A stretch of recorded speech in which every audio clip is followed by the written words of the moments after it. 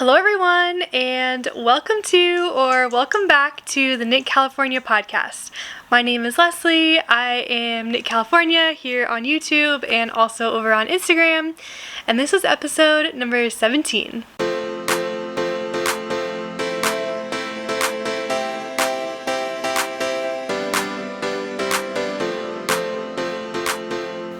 You may hear some pitter-patter in the background. One of my puppies is chasing a fly that's in the room, and she won't lay down.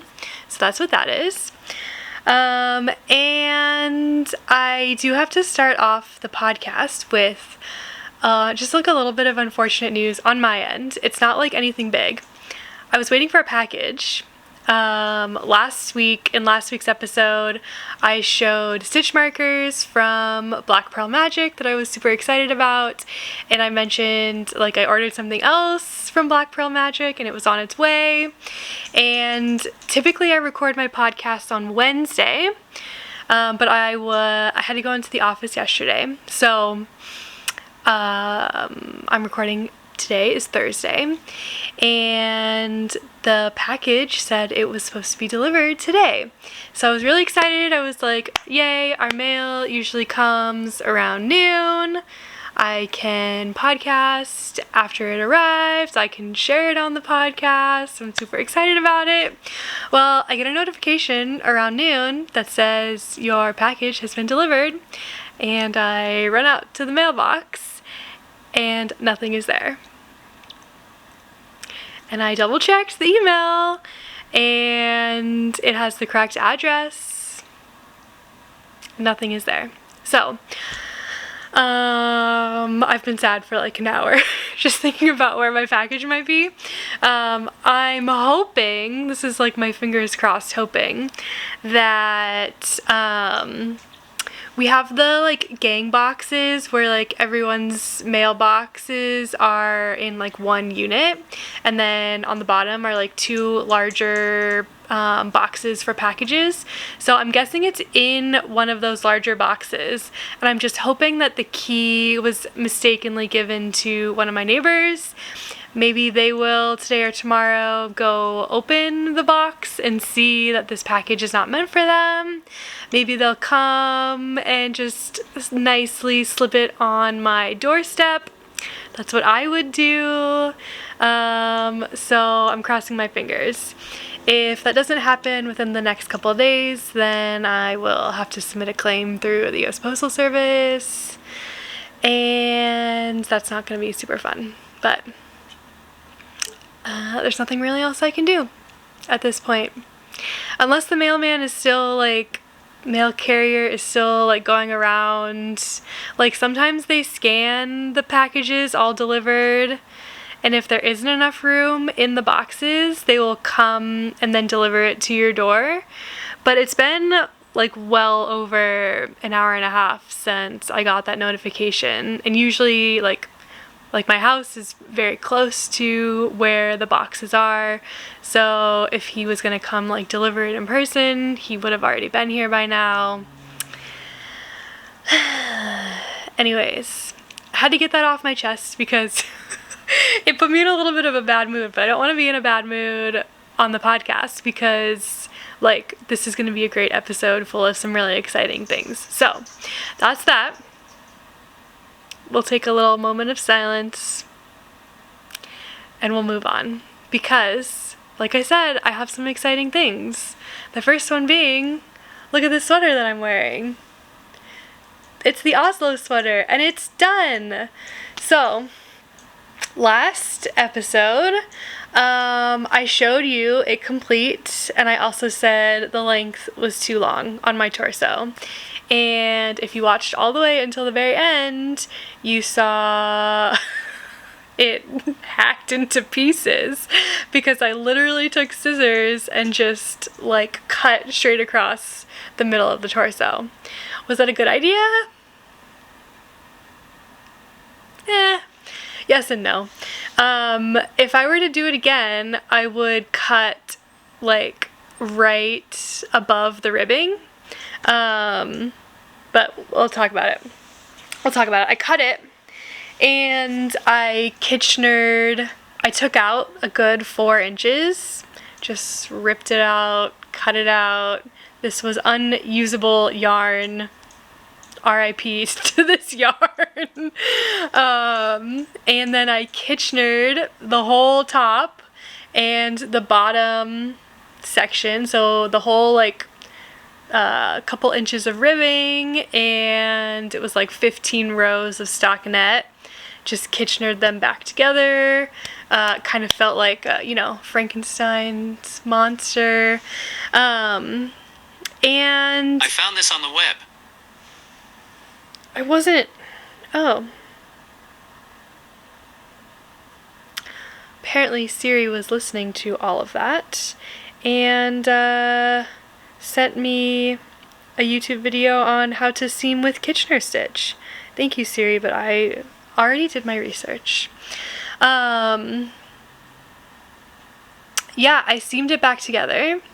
It worked. But you could see the seam of where it was sewn together.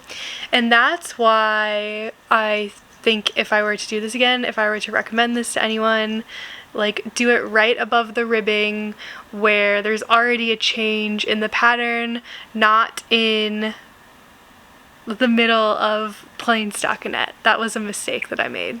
But we live and we learn. It is now the perfect length. I am so happy that I did this and that I made it shorter. I know a lot of people will look at it and say, I liked the length before, and that's fine. You can make your sweaters to be that length.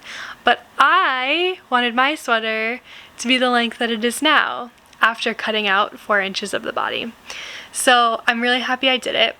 Okay, I Kitchenered it together, and then you could see the sewn line, and so I was like, okay, everybody cross your fingers that this will go away in blocking. It didn't really go away in blocking, like a little bit, but you can still see it. And by me saying you can still see it, like, I can still see it. I did show my mother-in-law, who is a crocheter, the sweater, and she did not see it immediately. I had to point it out to her. I was like, do you see anything weird in this sweater? And she was like, oh, like this line of like color change? And I was like, no, that's nothing. I don't know what you're talking about. And I was like, do you see this line here where it looks all wonky? And she's like, no, I don't notice that at all. And I was like, okay. I think it looks extremely obvious, but I think to most other people, you're not even going to notice it.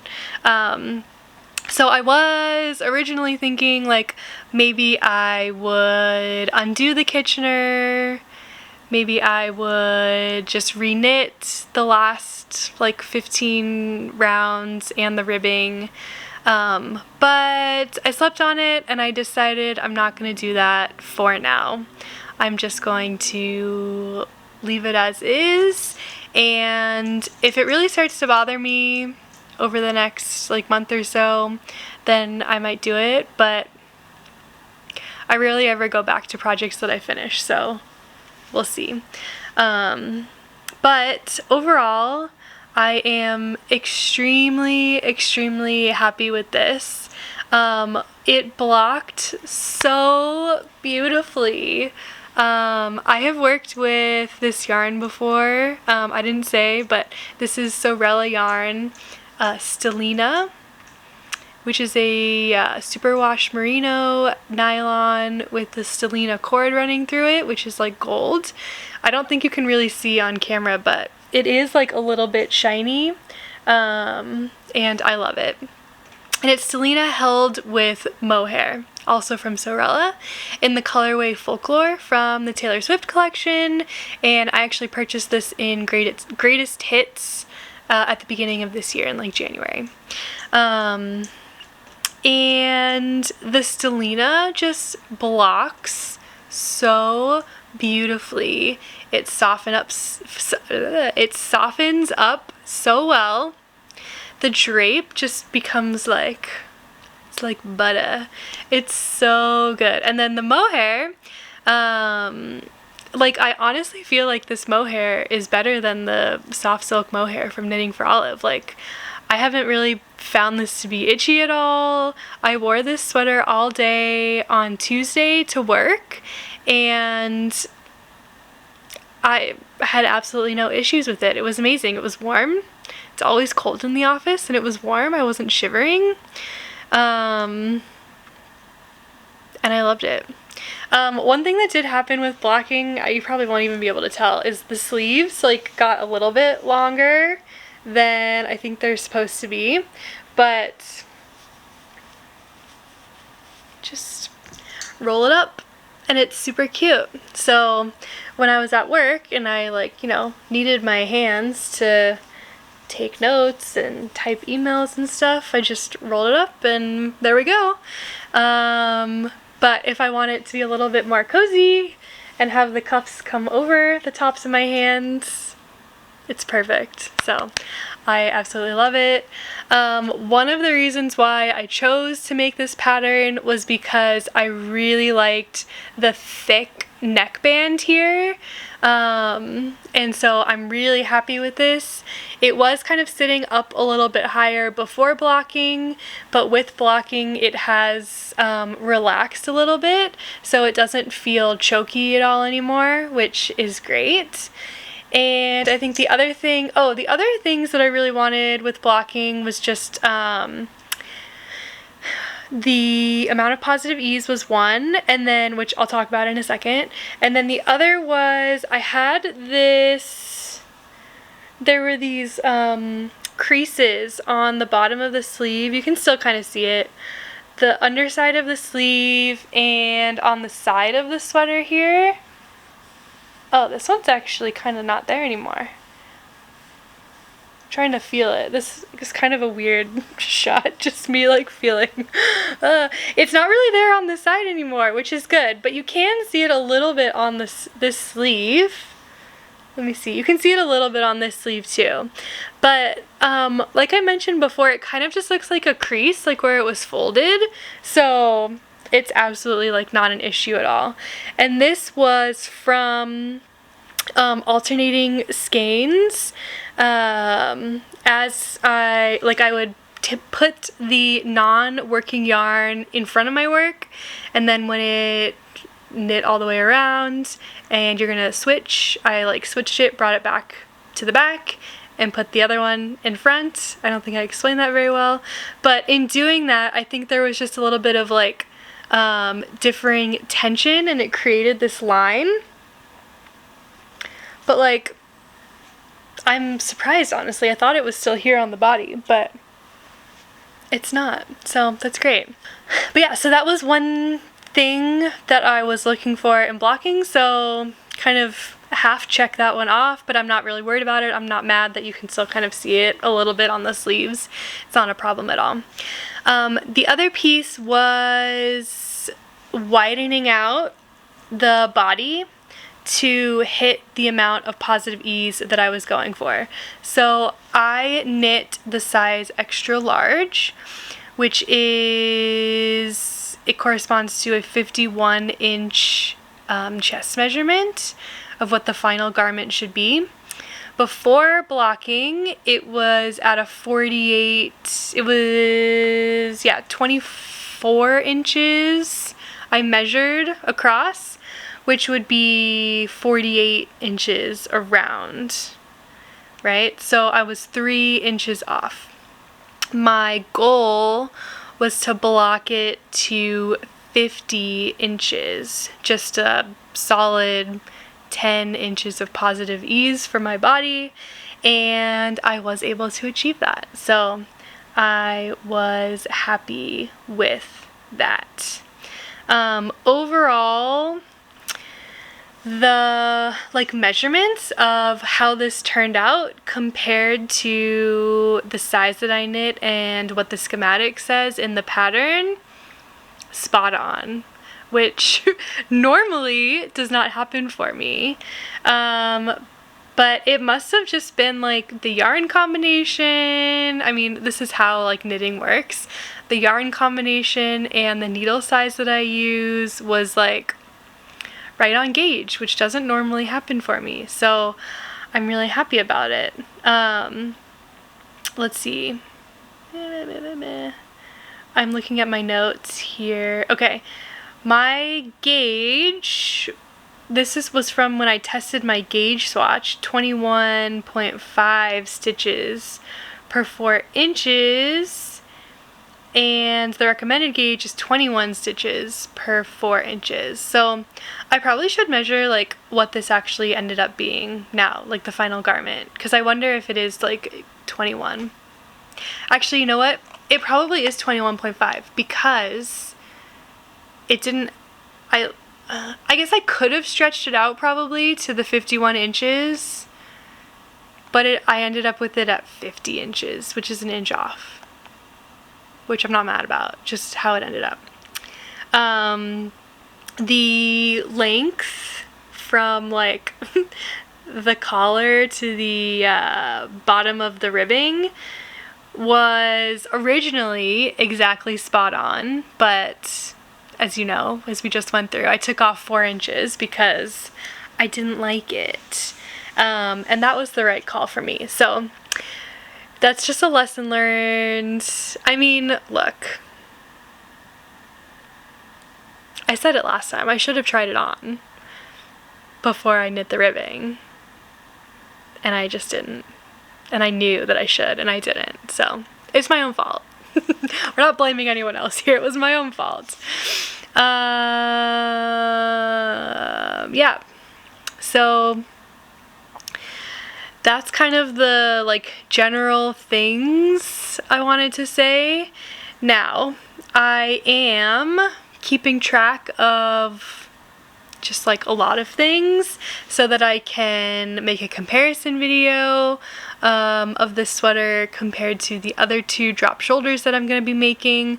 So I have like lots of notes here. And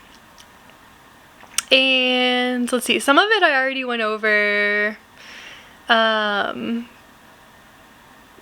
but I can answer a couple of these questions now, just in case you're curious. If you're like, oh, I was thinking about making the Oslo sweater, and now here's my opinions on this pattern, and maybe it'll help you make a decision.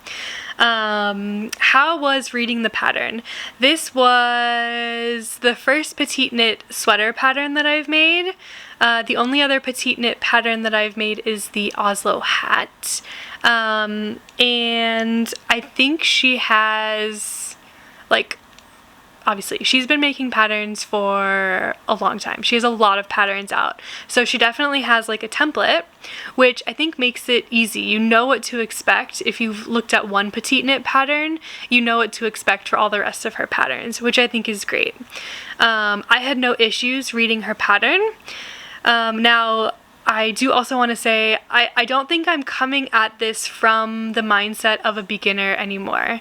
You know, at one point I was a beginner knitter, probably about 2 years ago, but I've made, you know, a few sweaters since then. So, and I kind of like know the construction of a drop shoulder, I kind of know the construction of a raglan sweater. So I kind of knew what to expect going into this. So with that kind of like mindset, I had no issues reading this pattern. Now, if you are making a drop shoulder pattern for the first time, maybe this is the first one you're interested in making, I do still think that this would be a good pattern to use. I think the construction method is very typical for a drop shoulder pattern, drop shoulder sweater. It's a lot to keep saying drop shoulder over and over again.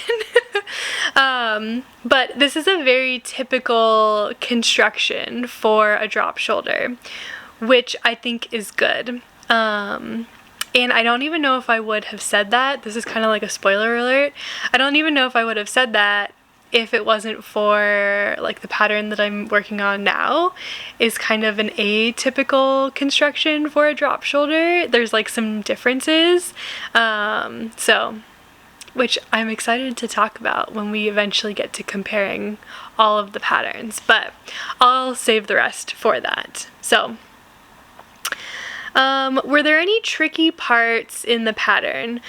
For me, picking up stitches is always a little bit tricky. I do feel like I'm getting better at it. It's definitely a skill that you need when knitting, like anything. Almost every pattern has you picking up stitches somewhere in the pattern. And with a drop shoulder, it's way more prevalent. In a raglan, you're not really picking up any stitches, unless it has you like cast on at the bottom of the neckline and then you pick up there to knit the neckband up. But that's, you know, it could be like that, it could not be like that. But in a drop shoulder, you do have a few parts in the pattern where you are picking up stitches. So that's the only thing that's like a little bit tricky. Did I change anything from the pattern? Yes. The length. We talked about that. If I were to do this again, I would have just like tried it on from the beginning and knit to the correct length. The one thing about this though now is I kind of know how long I like my sweaters to be. And I think my sweater number 15 is really close to this length as well. So going forward, I can use this as like a marker, and I can kind of measure patterns as I'm knitting them against this sweater to know if I'm getting closer to the length I like or not. So there's a little tiny pro tip. Is this pattern beginner friendly? So yes and no. I think if you're a very like brand new knitter or you're brand new to sweater making, I don't know if I would recommend a drop shoulder as the first sweater you make. I think I would recommend a raglan as the first sweater you make. And that's just because the construction is easier in general. You don't have to pick up as many stitches. You kind of know what you're getting into. Now, if you have made sweaters before and you're interested in making a drop shoulder sweater for the first time, yes, I think in that kind of circumstance, this would be a good first drop shoulder sweater. Do you like the yarn choice in general? Yes. I love this combination of the Sewrella Yarn stellina and mohair held together. It feels great, it looks great, I'm really happy with it. Do I like the yarn choice for this pattern specifically? Also, yes, I think this was a good choice for this pattern. What do you think the wearability is of this sweater? I think the wearability of this sweater is very high. I want to wear this every single day. I wore it to work on Tuesday. I wish I could have also just worn the exact same thing. Hey, buddy. What are you doing? We have a visitor. Go lay down, bud. I wish I had been able to also wear this when I went to work on Wednesday. I have been wearing this all today. The weather is starting to get a little bit cooler here in Southern California. We had a little bit of rain a couple days ago, so I absolutely love it. And I think if you live in a colder climate in general, I think you're probably I think you probably know that the, fingering weight plus mohair sweater combo is just like a really great combo, so would recommend. Were the yarn measurements accurate? Oh, I was gonna do some math, but yes, overall, the yarn measurements were accurate. I looked at the size I wanted to make, which was the extra large. I did the math to see how many yards I would need of both the fingering weight, stellina, and the mohair. And then I knew when I was purchasing that I was going to use this yarn for this pattern, so I looked at how many yards were in each skein, and I figured out how many skeins I needed to buy for this pattern. So I bought 4 skeins of the Selena and I bought 4 skeins of the mohair, and I didn't fully use all 4 skeins, but I did have to use yarn from each of the 4 skeins. So this is what I had left over of the last skein. I would not have been able to do this with just 3 of each. Although if I hadn't made it 4 inches longer, I don't know, we'll never know. It's debatable. But yes, the yarn measurements were accurate. Is this pattern size inclusive? So, this is something we have to talk about. I don't normally talk about, I guess I haven't in the past talked about size inclusivity in patterns, but I think it's super important. This pattern is designed to fit a bust circumference from 31.5 inches to 51.25 inches. Now, I believe in the community, a pattern can be considered size inclusive if it goes up to anywhere from 60 to 70 inches. And so the fact that this pattern only goes to a 51.25 inches, I would have to say no, this is not size inclusive. I have not reviewed all of PetiteKnit's patterns, but from what I understand, some of her patterns are size inclusive and some of them are not. I don't quite understand why they wouldn't all be. Now, I can understand if it's something that's super textured, maybe it would be a little bit more difficult to make sure that texture pattern looks the same for all sizes. But I think for someone who is such a well-known designer and such an established designer, I feel like you can work with a tech editor or work with a team to make sure all of your patterns can get edited and graded out to all inclusive sizing. For a drop shoulder raglan like this is a very classic shape, relatively simple pattern. I don't see why this couldn't have been graded out to a 60 or 70 inch bust size. I just don't get it. Now, it is recommended a 6 to 10 inch positive ease, but I've seen some people make the argument that if it goes up to a 51 inch, you add 10 inches on top of that, that equals 60 inches. So it would be available for a 60 inch bust size. That's not really how size inclusivity works. If somebody with a 60 inch bust size makes the pattern size that is meant for a 51 inch bust, then that sweater is not going to have the 10 inches of positive ease that's recommended. It's going to have 0 inches of positive ease. And so that sweater is going to fit them very differently than it's advertised or than it's supposed to. So that's kind of why I would say this is not considered size inclusive. How much time did you spend on this pattern? I started this on September 18th and I finished the knitting portion on October 25th. So that is about 5 weeks. Then I did the sweater surgery, which took an additional 2 or 3 days. And then I blocked it. So 5 to 6 weeks is what it took for me to make this sweater.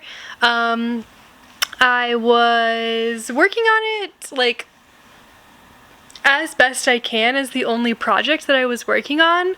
As you know, I also have been working on the Oslo hats. So the one that I finished, there was another one that I started. But for the most part, this was the only sweater pattern that I worked on while I was working on this. As you know, I casted on the champagne cardigan like at the same time as this, but it has still had zero progress since I casted it on. Poor little champagne cardigan.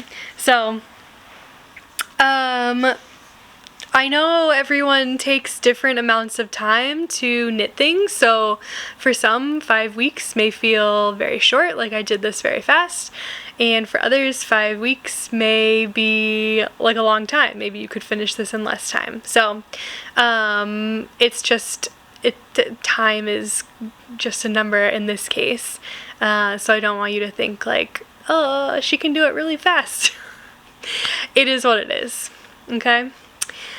Was it an enjoyable experience? Yes, absolutely, 100%. The only thing that I wish I had done differently, which I'm sure you can guess, is I wish I had tried it on before, excuse me, before I finished the body, so I didn't have to go back and cut the sweater. It made for a fun and interesting experience, but I would prefer not to do that in the future. So, there we go. If you are considering making the Oslo sweater and you have any questions, leave them in the description below, send me a message on Instagram, and I'd love to chat with you about it. I really liked this pattern. I would make it again. It's a great sweater. It's very soft. And that's the yarn choice, but I love it. So, there we go. That's my Oslo sweater. So, moving on, I have another finished object for you. And when we were talking in the last episode, I distinctly remember saying, maybe I'll have this finished in the next episode. And then I said, no, there's no way, because I'll probably be preferring to work on something else. Well, I finished it. Dun dun dun dun! This is the Oslo Hat! This is my second Oslo hat. This pattern is also by PetiteKnit, and the yarn that I used for this is Red Stag Fibre, in the colorway Passport. It's this like deep maroon burgundy color. There you go. That's a great image of what this color really looks like. When it's dark out, like it gets really dark. When it's bright out, you can really see the like variation in like the red tones in here. And I absolutely love it. This yarn is actually a BFL, Superwash British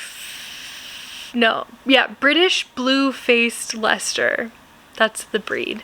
So it's not quite as soft as the first one that I did, because this is a cashmere blend, so it's really soft.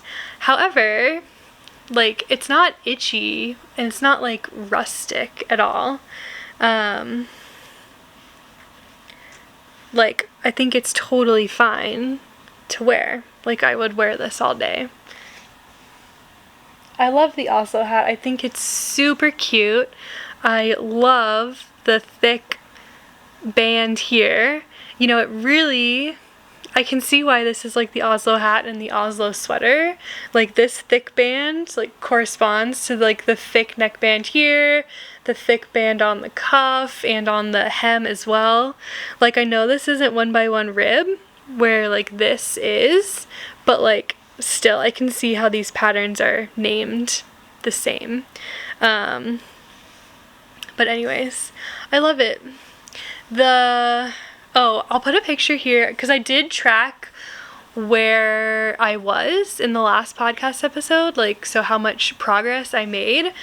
Since the last episode, I did the fold here, and once you do that fold, I feel like that's like kind of the halfway point.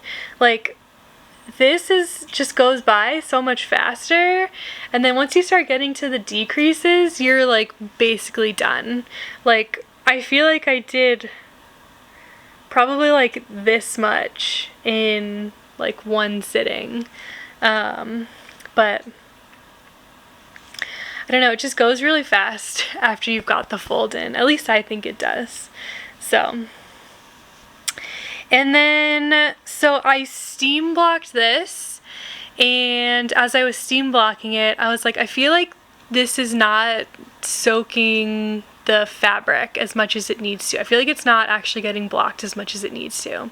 So I like stopped steam blocking it and I wet block it in my sink, and I'm glad I wet blocked it because I think just it really softened it up a little bit, so I'm really happy about that. I tried a different decrease, so in the pattern it has you do this decrease that's like slip one stitch, knit one, and then like pass the slip stitch off the needle, and that gives you this is what that looks like. And I thought this was like very obvious compared to the knit two together on this side, and I didn't really like it. So I tried just a slip knit where I slipped both stitches knitwise and then knit them together through the back loop. And I think it's kind of hard to see in this yarn because it's a little bit darker, but that kind of decrease is not quite as visible as the other one. What I might try next, I saw on Instagram someone do a slip knit where they slipped the first stitch knitwise, they slipped the second stitch purlwise, and then knit them together through the back loop. So I might try that on my next one. Or I was also considering just doing knit two togethers. I feel like the knit two together is like not visible at all. And I know that that's supposed to be like leaning one direction and the slip knit is supposed to be leaning in the other direction, but I feel like you can't really tell. Or I can't really tell. Like, I mean, it doesn't really matter. Like, nobody's gonna be sitting here like, oh, this decrease looks a little weird. Because like it doesn't really look weird. But I don't know, I'm just trying to find something that where both of them match. But anyways, there's my 2 finished Oslo beanies. And I also wanted to point out, I think I pointed this out last time, but like this one really matches this sweater and I love it. And this one really matches my next sweater whip. So let me get that out and show you. Since I finished the Oslo sweater, I'm moving on to the next drop shoulder design that I have wanted to make that's on my list. This is the Clove Sweater by Rachel Kurihara. She's at Instagram at Rachel Knits Things. And this is, I don't have much progress here, okay? Now this is the back, so technically it goes this way. There we go. I've got the like back trapezoid piece started. Let's see. I gotta get this to like 5 inches. I think this is at like 2.5, 3 inches now, so I got a couple more inches left on this back panel. But I wanted to show you the yarn that I'm using is Explore Knits. This is Barrel Aged Sour in her Rockies DK base. It's a 100% superwash merino. And this is what I wanted to show you. They're like the same. Like, how did this happen where I'm knitting like a hat and a sweater in the same color of this like light purple lavender, and now I'm doing like a dark purple maroon, the same thing? I just think it's funny. Oh well, it is what it is. But anyways, yeah, it's, you know, I'm just chugging along.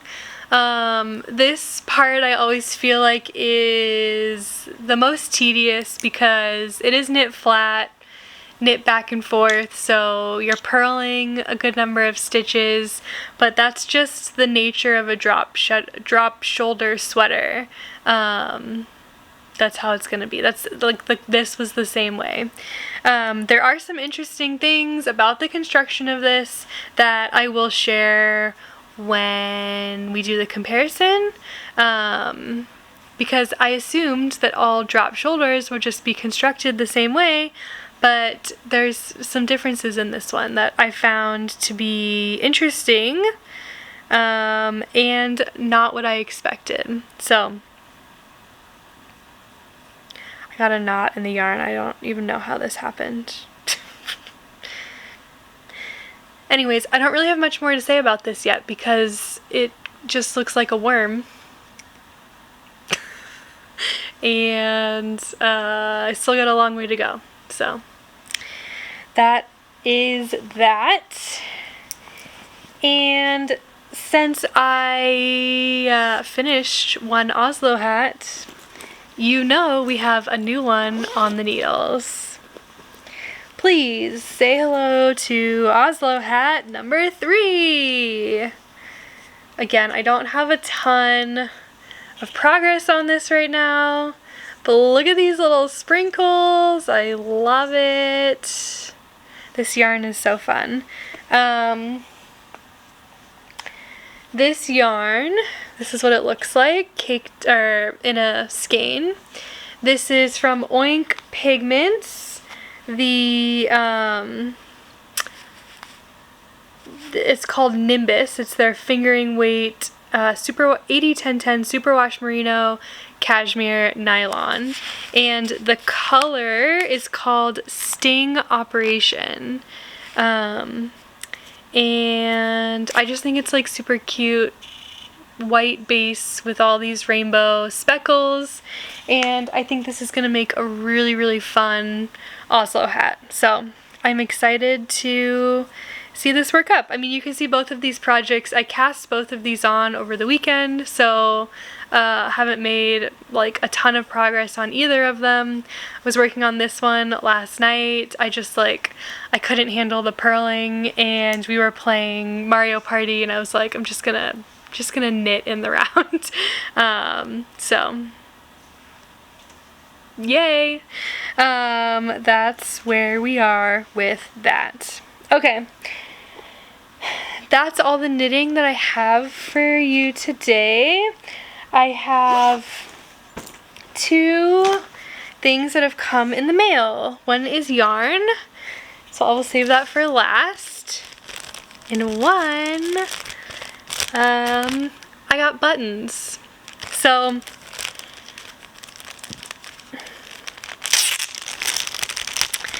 these are from Bella Filato's studio, Gwen. She had her flower shop collection recently, and I did not buy any yarn, but she handmade these resin buttons with flowers in them. And I saw these on Instagram, and you know me, I said I need to have them. This is the first time I'm like looking at them out of the packaging. They're so pretty. Okay, I think I technically ordered, like, these are 2 different types, because I have 4 here that have like pink flowers in them, and 3 that I think are like neutral, just like white.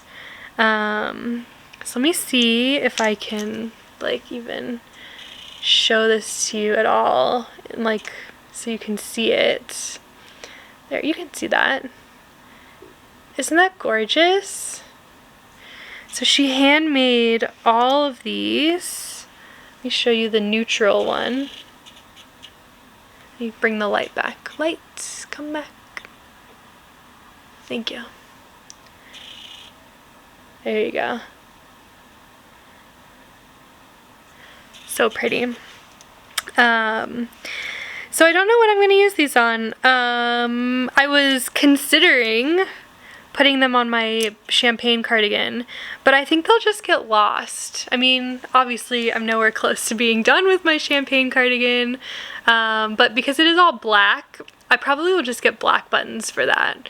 I don't want these to like, I want you to be able to see them. I want them to stand out because they're so beautiful. I don't want them to just get lost on the black yarn background. So that's the first thing. She did make more of these this week, I saw. I'm not gonna say that there's any left. I don't think there are any left right now. There might be. You'll have to go to her website. I'll link it in the description down below as I link everything. But I saw she was making more. I saw her like drilling the buttonholes, so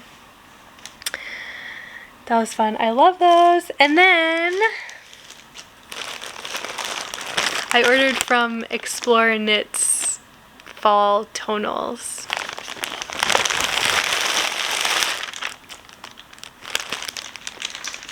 Oh, do you see that color? Oh my gosh. Okay.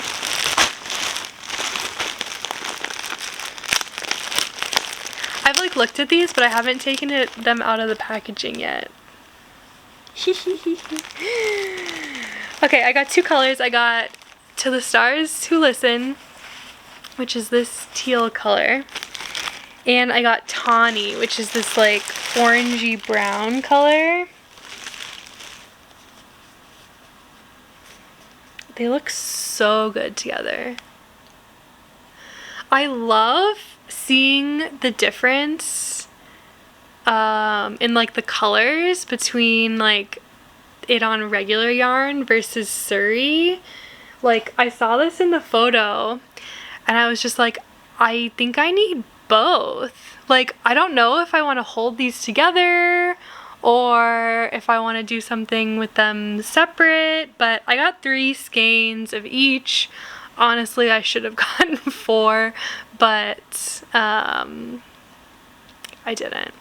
But look how like rich it is on, this is the fingering.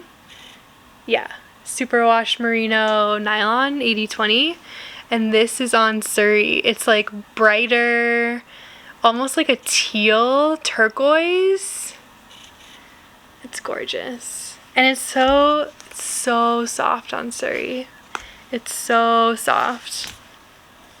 And then I got 2 skeins of Tawny. Now this is something very different. Like you're gonna look at my stash behind me and be like, you don't have any like orange or brown. I'm gonna be like, I know. But I've just been like in the mood for this like orangey brown color this fall. And look how pretty these are together. Like what if I did like something like a color work something? This is gorgeous, huh? Or like this is like the main color and maybe these are like stripes or something. That'd be cute. That's like a really fall winter sweater right there. So I love these. You guys know I love Explore Knits. My Clove Sweater that I'm making right now is Explore Knits, and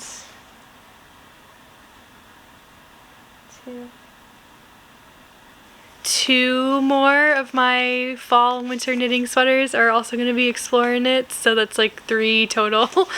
Yeah, just love it.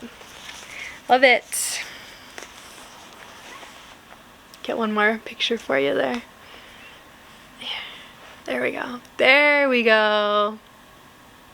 Cute. Okay. Okay, let's see. So that's everything knitting wise that I have. I'll just touch on like a little bit of life stuff. So what I'm reading and watching and listening to. I'm still on the 3rd book of the series in the Throne of Glass collection. I think it's Heir of Fire. Loving it. the witches are back, and I love the witches. I think they're so fun. Those are some of my favorite characters. So really into that. And I'm watching Love is Blind. I have a lot of opinions. I don't feel like any of these couples are gonna work out. But it's some great drama to watch on my TV. We're watching Survivor and The Amazing Race, two of my favorite shows. We started watching our like family show right now is Easy Bake competition, Easy Bake something. It's like a Netflix cooking challenge with Anthony Porowski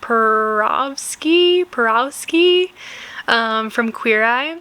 And then he has like guest judges come on, and I'm really enjoying it. It's a really cute show. Let's see. Knitting podcasts, as always. I don't think I've found any new knitting podcasts. And I'm still just listening to Midnights by Taylor Swift on repeat because I have not memorized all of the song lyrics yet, and I will not stop listening until I have achieved that goal. Thank you. I got an email from Spotify that said, "Congratulations, you are in the top 0.1% of listeners for Taylor Swift Midnights." And I said, "Thank you very much. I appreciate you giving me that little tidbit of information." It's not gonna stop. It's just not gonna stop. I love it. I feel like every day when I listen to it, like a new song just like jumps out at me as something that I like. This week it was Would've, Could've, Should've. The song just like hits way too hard. And I kind of learned from some Facebook, Reddit, Discord channels some of the like history about what that song is about, and it's just crazy. So I know not everyone is a Taylor Swift fan, but I am, so I'm gonna try and get tickets to the tour. We'll see. Cross your fingers. That'll be super fun to go to the tour. But I think that's everything that I've got for you today. Yeah. Next week, what are we looking forward to next week? Just making some progress on my sweater. I think I will finish the back trapezoid. And I think I'll be on to one of the front pieces. Basically, the like general construction for a drop shoulder, if you don't know, is you knit this back piece down to like where it would connect under the arm here, and then you pick up stitches like separately here to knit over the front and here to knit over the back. And then you increase the whole time for the neckline, and then you'll join here and you'll start knitting the front panel kind of straight across until you hit the part here again where it joins the armpit, so it's like, you know, all the way here, and then you join the front and the back together and start knitting in the round for the rest of the body. So it's a lot of like knitting flat. Once you get the back panel done though, like that's like one big chunk. And so once you get to the front, like this is like a little section that kind of gets a little bigger, and this is a little section that gets a little bigger, and then you get to, you know, you're going all the way across, but it's less like depth because you've already knit all of this. So anyways, that's where we'll end today. I look forward to seeing you next week. I hope you can get some knitting time in on your own, and I hope you have a great rest of your day. Bye!